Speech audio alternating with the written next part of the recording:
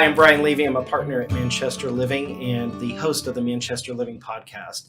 The purpose of this podcast is to help people navigate the complex maze of elder care. So I appreciate you tuning in today. There is a lexicon of elder care terms on our website at manchesterlivingpodcast.com. Today's new and noteworthy is a PSA about scams. The American Journal of Public Health estimates that 5% of the elder population are affected by scams. A large portion go unreported. It happens primarily to elderly, also municipalities and state agencies. Who pays the fastest? Well, the elderly are quite embarrassed, and state agencies, they just don't have time to mess with it, so they pay. Seniors lose up to $36 billion every year on elder scams. The Federal Trade Commission reports that the median amount that someone over 80 loses is $1,000. Somebody 70 to 79 years old loses $600. Far too many elderly people fall victim to scams, and it's not their fault.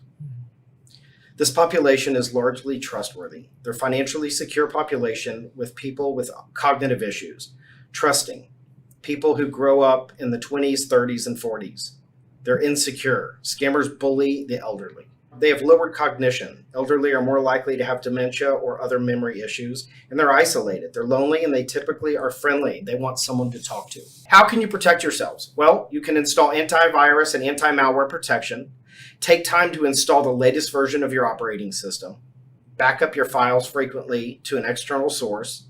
Don't click on links or open attachments from unknown addresses. And if you are the adult child of aging parents, have the talk with your parents about checking their computers, just like you would your kids' computers. What do you do if you're a victim? Check with your antivirus provider, consult IT security specialists, change your passwords often, and report the scam to the FBI. I'd like to show you a quick clip of what one of these scams looks like. Scammers got into his computer. I clicked on it, and then all of a sudden that screen come up. Interpol and U.S. cybersecurity supposedly found Jerry's computer doing something illegal, and he could spend 5 years in prison. Really, it was scammers holding his computer hostage. Yeah, and it freezes everything. You can't click. Everything is dead. To get the computer back, Jerry had to go to a local store and send money. So I toddle up there with $300. Jerry paid, not knowing what else to do. That's a lot of money to lose, you know, especially when you're on a fixed income and all that. How could this happen? Data Doctor says Jerry probably clicked on something, letting the scammers into his computer. These guys are setting traps. But so far so good for Jerry, but understandably, he worries. How do I know there isn't a bug in there somewhere yet? With that, let's jump in. I'm excited today about today's show, care managers and social workers. Who are y'all and what do you do? The community service industry is one of the fastest growing industries. In 2020, healthcare and social assistance employs close to 1.7 million people. By 2024, that will increase to 1.9 million. Two crucial roles in the community service industry are social workers and care managers. I'm excited to have you guys here today. My guests are Christy Byerly with Senior Living Specialist and Tina Lott with Caring with Grace. You guys have a lot of acronyms after your names. So Christy, why don't you start with what all these acronyms are, who you are, and what you do. Sure. I have LMSW, comma, ASW-G. And LMSW stands for Licensed Master Social Worker, which means I have a master's degree in social work, and I took the exam to become licensed. And then the ASW is Advanced Social Worker in Gerontology, which means that I've done several hours of working in the senior industry and taking education classes to become certified. Okay, and Tina? So mine's simple. My BA is in communications, but the CMC is why we're here today. It's care manager certification. So I've gotten that. A lot of our care managers are both social workers or nurses, or a combination of both. My history comes because I was an executive director for an Alzheimer's Association in Kansas. And so I've spent 23 years now doing care management, and just following people through their life journey has given me the experience.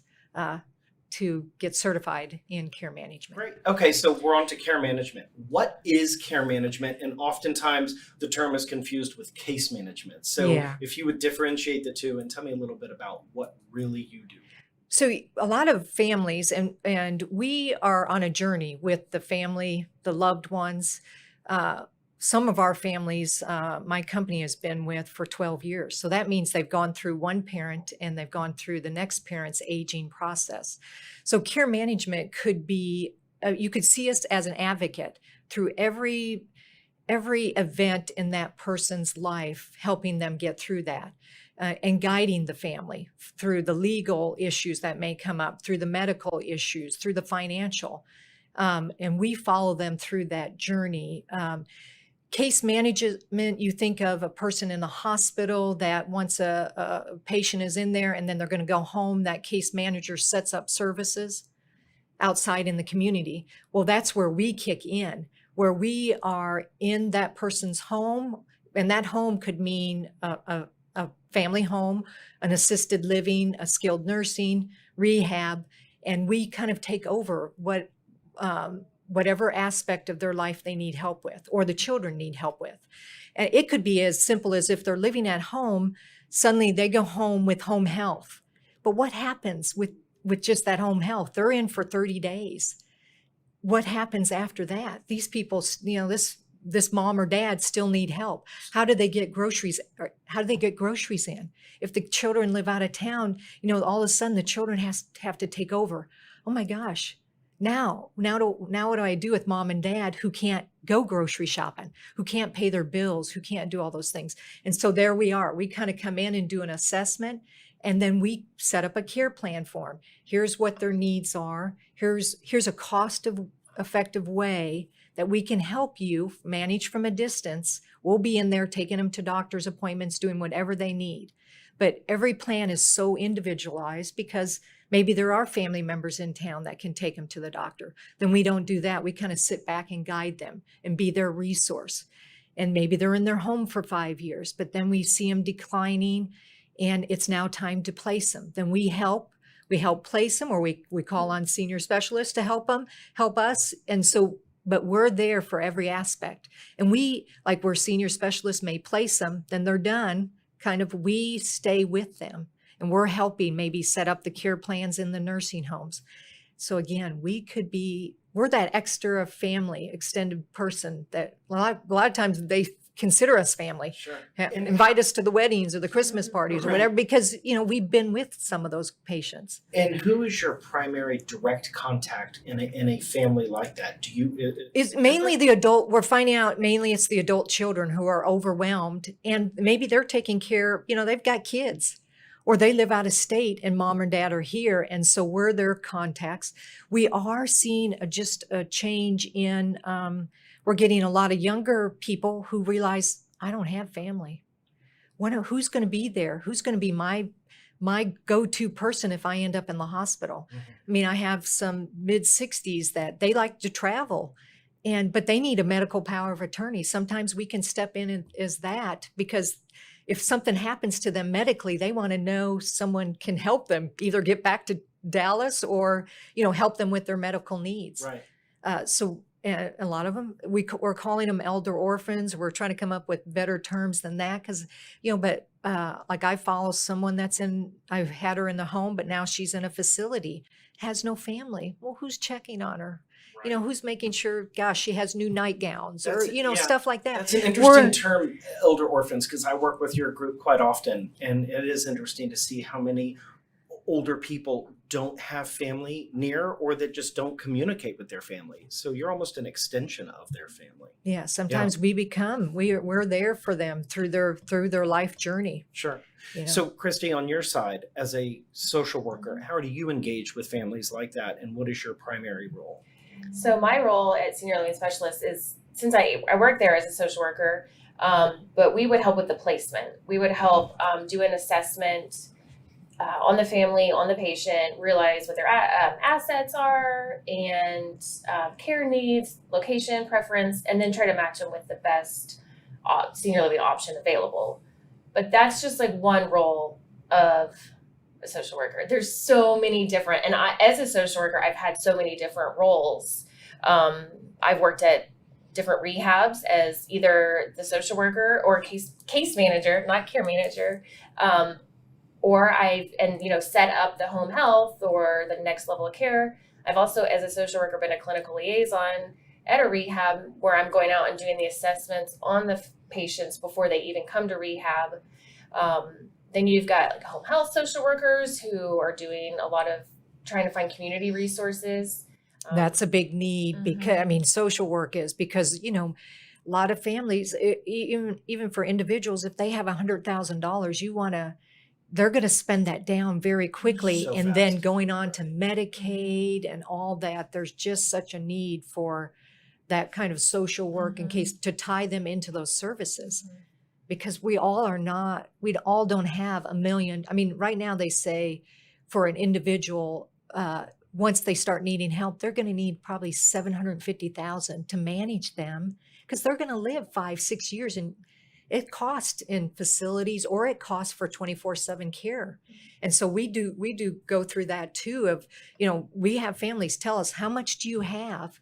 Because we're going to be realistic and we're going to try to help your parent live through how much they have, but also set up a plan for when they need So extra you'll care. take a budget, set a goal, establish a plan, and then execute. And be realistic that that there could be, hey, we're going to give them the quality of life that they deserve for as long as possible. But here's what happens when all that runs out and stuff. So that's Right. because families have no idea. They don't know the difference between Medicaid, Medicare, or what's the social worker's responsibilities in the hospital. They think, oh, well, the social worker from hospital as case manager is sending them home with home health. Oh, good. Well, they're going to be taken care of. Well, no, that just means they're coming in a few times a week, So to do you're just therapies or educating nurse. the families on every step of the way. Mhm. So you Which is mentioned, a lot what social work does Sure. too, whatever format or whatever business they're in. which begs the question, how are y'all compensated? There's so many different ways to work with people like you guys. There's a lot of private pay involved, isn't there? It's really all private pay. And that's why, we are getting a lot of children that go, it would be costly for them to come from New Jersey back and forth to Dallas. So to pay us to do that and give them peace of mind. And again, we try to set up the most cost effective in realities. And there's going to be things where, if we set up a medication machine instead of a nurse coming in, well, we're going to do our best to make sure they're taking their medications. But if they can't afford anything else, then but we educate the family about here's the realities. The Right. same with falls. You're not going to prevent a fall at home no more than you're going to prevent it in assisted living, really. But Yeah. you're going to have eyes on them maybe sooner in an assisted living. Right. And you make So- a great point. The adult child that's raising a family and in the middle of their busy career in New Jersey, and mom still lives in Dallas, what do? It's almost like you're a surrogate child in that family. Mm-hmm. Yeah, Yeah. we become their eyes and ears and their education about, and then we're setting expectations and reality for them that you're going to do the best you can, but the reality is mom's going to fall. Mhm. We're not going to be able to stop that. And So I like these examples. An accountant, a banker, an investor, they take care of the finances. An attorney takes care of legal issues, and you guys take care of the healthcare and the long-term care needs. yeah, And I will say that senior living specialist is free, so that's not private pay, but it costs money, to go to the places. And I don't think there's a lot of social workers that are actually private pay. I would say most of them are covered by Medicare, unless you're in that type of role. But if you're through the hospital, that's going to be more Medicare or the hospital. So when would a family know it's time to call you? It's senior living specialist when they think that they either need resources for caregiver agencies, or they think it's time to look at options for assisted living, memory care, group homes, independent living. And this is where we say plan in advance. Yes, exactly. Right? Exactly. All of it. Yeah, exactly. And when would Yeah. be a good time for families to start calling you? when they know that they're not able to take care of it or know enough to know the healthcare system to be able to even start thinking about what's next for my parent. Because we'll go in and do an assessment, and then we'll give them recommendations about what your next step should be, Sure. taking everything into account, because that's the difficult part. You know, they could come out of the hospital and they've got this medical needs that they know that the hospital has said, yes, your person's going to need rehab, or they're going to need home health, and that, but they're not encompassing everything that person has, or their wants and needs too. We really do have to take in the person's wants and needs and incorporate that into their care plan. Like, what do they want for their future? And sometimes, we often, families will say, my mom says she doesn't never want to go into a nursing home or whatever. Well, that's good, but we have to help educate families and say, we'll try to do that as far as we can. But if they're, giving them the reality and the expectations, and we work, we've worked back and forth with senior specialists that because we, use them help for placement and that, because I can't know all the facilities and that. My goal is to help that person and the family once they give us the facilities and that, and say, go over, okay, here's what I know about those places. And then a lot of times senior specialists are calling us afterwards because they know the family dynamics. This family is not going to be able to handle everything that's going on in this person's life, and they call us in to help. And that's what I was going to say too, is like anytime somebody needed a resource, they could call us, and if they're out of town or they need more help than what we can provide, we do refer to them, because it is a teamwork. It's just trying to help do the best thing. There's so much need now, and after the COVID pandemic and everything, we're just people have not done well, either in homes or facilities, with kids not visiting and stuff. It's just amazing. And then, like I said, this younger generation of group is coming up after going through the pandemic and going, okay, I don't have family. I may have close friends, but I can't tell them, or my church group, but I can't, put that burden on them to take care of me. And I need to set a plan now, because even at mid-70s, I could fall, or I could have a stroke. And where am I? Who's going to take care of me? Who's going to carry out my wishes? As I say at the beginning of every show, the purpose of the podcast is to help people navigate the complex maze of elder care. And you guys are the navigators. Y'all are really helping people learn. I mean, like, our phones ring and people are in crisis mode, and oh my gosh, what do I do? Calm them down, you establish a plan, figure out what their goal is, and execute. What does a typical client look like to you? Gosh, there's so many. I know, right? God, that's a tough question. Anyone who has a loved one that's elderly, or even not elderly, but needs help with anything, resources, or mostly like finding a place to live. But ideally we work with private pay. So, I mean, we do have resources for others, or at least guide them to where the next option would be to look.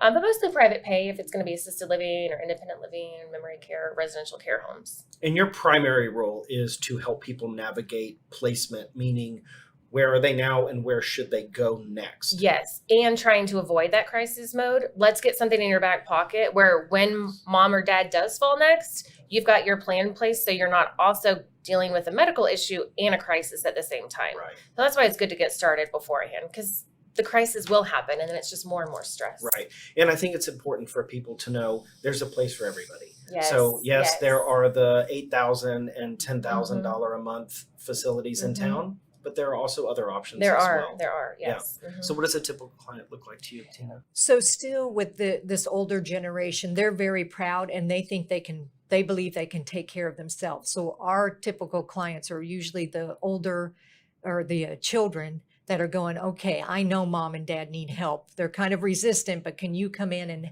and help us set up a plan for them? And when we tell them that our goal is to keep them as independent for as long as possible and help them use their resources wisely, then the parents seem to buy into that. Like I tell them, you have a legal advisor, you have a tax accountant, we're your healthcare advisor to get through this maze, because we know the cost of healthcare and long-term care is all over the board. And we help get long-term care insurance policies activated and that. So, and then we're also seeing that 65 to 70-year-old now coming up, that generation coming up to say, I need a plan in place, which is great. Sure. So those are kind of the two types of clients, the adult children that are going, okay, we need to come in because we're too busy. And we don't know this maze. And then the kind of younger, older adult that's getting into their 60s, 70s that going, I need a plan. That's great. Great. Okay, Christy, what haven't I asked you that I should be asking you? I don't know. I mean, that covers a lot. I just think social worker is such a big umbrella that it's hard just to like put it, like just my job at senior living specialist. Like there's so many different social worker roles and they do so many different things, adult protective services and all the different things. So I would just say that it's an umbrella. It's an umbrella. Yeah. I know Paul has you wearing many hats. And Yes. You do it all really well. Tina, what haven't I asked you that I should be asking you? So you had mentioned that we're private pay. So what I would encourage people to think about is the cost effectiveness of if getting a plan together is certainly, I mean, we've helped people save lots of money. We've gotten their long-term care insurance activated. And our goal is to make the most cost-effective plan for them and to save them money in their plan. Mm-hmm. And we also help a lot of children get their parents on Medicaid and things. Now they'll pay for us, but we get that all set up, and it's a cost-effective way to put a plan in place and help your parent or your loved one. We also deal with adult disabled children that the parent is 80 and the child is 45, and we're dealing with, and put it together a cost-effective plan, and then we're there for them for the journey. We have clients. I have some clients when I came to Dallas here, I'm still with 5-6 years. My boss, Angela, has some she's been with for 12 years, helping them through that journey. It is remarkable to see how you guys work with generations after generations. And I get some of those calls from people at your company, and I can't believe that, we've worked with so-and-so's daughter's daughter. Mm-hmm. It's amazing. Yeah. You guys have been great. I'm really appreciative that you guys have been on the show today. You. I'm going to throw it over to the nugget. Oh. We have a quick nugget today. And I saw this, and I wanted to share it with my viewers.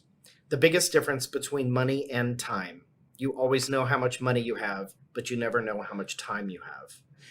And I guess the main takeaway from that is live in the moment. All right, guys, this is my favorite part of the show. Oh. Yes, this is the opportunity for my viewers to get to know you personally. Oh, no. Are you ready? Mhm. Christy, Good, you go first. right? How did you know this was your professional calling? When my brother had cancer when he was 5, I knew that I was 7. I knew that I wanted to help not just the patient who's going through treatment, but the entire family. So since I was 7. But I also, as soon as I didn't know what that looked like, but as soon as I walked into my first social work class, I was like, 5 minutes. This is it. This is what it is. I didn't know psychology. I just didn't know, but I felt it right when I walked in. Tina? So I worked in television and communications, and I got tired of telling the stories. I wanted to be a part of fixing the stories. And so I got into nonprofit and Alzheimer's Association and said, this is a gap. People don't know how to get through this maze. And so I started searching out and found. And how long have you been in the elder care business? Since the early 90s, when Alzheimer's and President Reagan came around, I started there. And so it's been 23 years now, I think, that I've been doing it. Christy, how long have you been in the business? 17 years. Nice. You look like you're 17. Yeah. I know we talked a little before. What licenses do you hold? Mine is a care manager certification. So and we're part of a national Aging Life Care Association. They changed their name away from geriatric care managers because we're so much more encompassing now. Right. But it's a certification, and we have to keep up with our CEUs and things like that. LMSW, which stands for Licensed Master Social Worker, and that I have an Advanced Social Worker certification in gerontology. Beach or mountains? Beach. Beach or mountains? Beach, really? Favorite vacation destination? From the past or where I want to go next? Just in general. South Africa. Nice. Australia. Where did you go to college? Southwest Texas and UT Arlington. And I went to Missouri Southern Texas, not Kansas, Missouri. Missouri. I'm Christy, celebrity crush. Oh, Brad Pitt? Okay. I don't know. Tina. Mine was John Travolta. Okay. Mac or PC?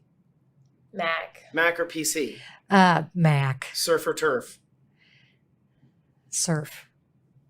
Vegetarian? Wow. But if I would pick a steak over. Nice. Are you a dog person?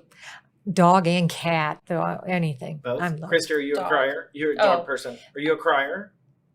Yes. You are a crier. Okay. Second language? No. Second Spanish. language? Spanish. Last speeding ticket? 17. When I was 17. Wow. Last speeding Gosh, ticket? when I was taking my kids to the zoo, and that has to be 20 years ago. Nice. All right. Last question. Can you write in cursive? Yes. Can you write in cursive? Yeah. Well played. I think you should have to answer those questions too. No, this is not about me. It's about you. Thank you both for being Thank here. you. Please share with my audience the best way to reach you. You can reach me at 214-418-9081. It's Senior Living Specialist, and our website's www.seniorlivingspecialist.com. Tina? Caring with Grace Dallas, just Google that and you'll come up with our website. We have 8 care managers in the area. We can cover all of the Dallas Metroplex, but we can help you anywhere. 972-816-9122. And of course, you can find the Manchester Living Podcast on Facebook at Manchester Living Podcast, our website, manchesterlivingpodcast.com, and you can dial us up on iTunes as well. I've been in your seat. Don't go back to Google. Call me. I'm happy to help. Thanks for watching today.